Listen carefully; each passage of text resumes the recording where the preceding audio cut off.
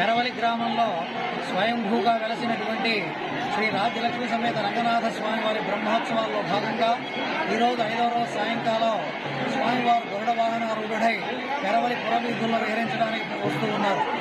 ఈ గరుడ సేవ విశిష్టత ఏమిటంటే వైష్ణవ సాంప్రదాయంలో గరుడ సేవ చాలా విశిష్టమైనది.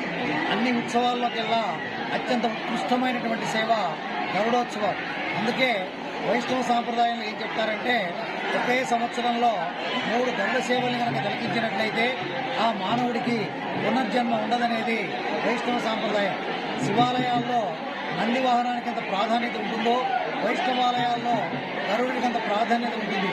అందుకే ప్రతి వైష్ణవ దేవాలయంలో స్వామివారికి ఎదురుగా గరుత్మంతుల ఆళ్వారిని ప్రతిష్ఠింపజేస్తారు.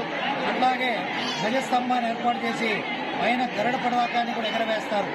బ్రహ్మోత్సవాల ప్రారంభ సమయంలో స్వామివారి బ్రహ్మోత్సవాలకు ఆహ్వానంగా గరుడ పతాకాన్ని ఎగరవేసి గరుత్మంతుడి ద్వారా 33 కోట్ల దేవతలను ఆహ్వానిస్తారు.